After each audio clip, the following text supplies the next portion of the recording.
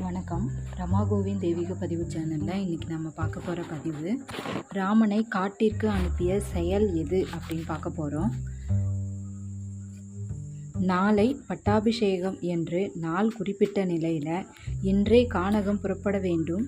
14 ஆண்டுகள் வனவாசம் செய்த பிறகு திரும்பி வர வேண்டும் என்று கைகேயி தசரதனிடம் வரங்கள் வாங்கியதன் பேரிலே ராமன் காட்டுக்கு சென்றான் என்று எல்லோரும் அறிந்த உண்மையில் ராமனை காட்டுக்கு அனுப்பிய செயல் எது என்று அப்படின்னு பார்க்கலாம். தனது மகன் பரதன் மீதான பாசத்தை விடவும், கோசலை ராமன் மீது கொண்டிருந்த அன்பை விடவும், ராமன் மீது மிகுந்த அன்பையும் பாசத்தையும் கொண்டிருந்தவள் கைகேயி. அத்தகைய கைகேயியின் மனதை துர்போதனைகளால் தூபமிட்டு பளிங்கு போல் தெளிந்திருந்த மனதை கலக்கிய சேறு போல் கைகேயின் சேடிப்பெண் மந்தரை ஆக்கிவிட்டிருந்தாள். இதையடுத்து எறும்பு ஊற கல்லும் தேயும் என்பது போல் கைகேயின் மனதும் குழப்பமடைந்து சுயநல பேய் அவள் மனதில் குடிகொண்டது. அதன் விளைவாக தனது மகனே நாடாள வேண்டும் என்று கருதி ராமனை காட்டுக்கு அனுப்ப திட்டமிட்டாள். இதையடுத்து தசரதன் வழங்கிய 2 வரங்களை சந்தர்ப்பவாதமாக பயன்படுத்தி இராமாயணத்தின் வரலாற்றில் கைகேயி நீங்கா இடத்தை பிடித்தாள். அதற்கான உண்மையான காரணம் பார்க்கலாம்.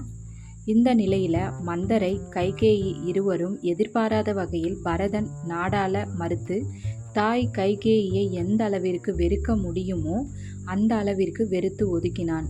மேலும் ராமனை எப்படியாவது அயோத்திக்கு அழைத்து வர வேண்டும் என்று நாட்டு மக்களுடன் பரதனும் சத்ருகனும் வனத்திற்கு சென்றபொழுது மந்தரையும் வருவதைக் கண்ட சத்ருகனன், இத்தனை கொடுமைக்கும் காரணமான கூனியை இப்போதே கழுத்தை பிடித்து நசுக்கப் போகிறேன் என்று கூறினான்.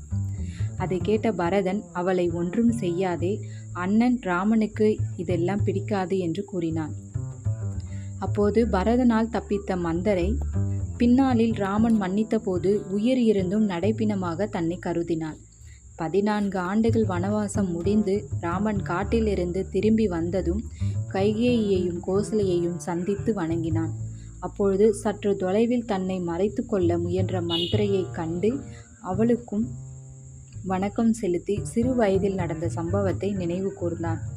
சிறு வயதில் தங்களின் முதுகில் உண்டிவில் கல்லை எறிந்ததை தாங்கள் மறக்காமல் நினைவு கொண்டு அதற்கு பழிவாங்கும் செயலாக சிற்றன்னை மூலம் காட்டுக்கு அனுப்பினீர்கள். நான் உங்களை கேலி செய்ய வேண்டுமென்று அவ்வாறு செய்யவில்லை. எல்லோரையும் போன்று நீங்களும் இயல்பான மனிதராக நடமாட வேண்டும் என்றுதான் அவ்வாறு செய்தேன். நான் செய்தது தவறென்றால் என்னை மன்னித்து விடுங்கள் என்றான். ராமனின் பெருந்தன்மையை கண்ட கூனி ராமனுக்கு செய்த துரோகத்திற்கு தனக்கு மன்னிப்பே கிடையாது என்று அழுது புலம்பினான். கோசலையை விட ராமன் மீது அதிக அன்பையும் பாசத்தையும் கொண்டிருந்த கைகேயி இவ்வாறே மனம் மாறி கூனியின் பேச்சை கேட்டு ராமனை காட்டுக்கு அனுப்பி வைத்தாள். நன்றி.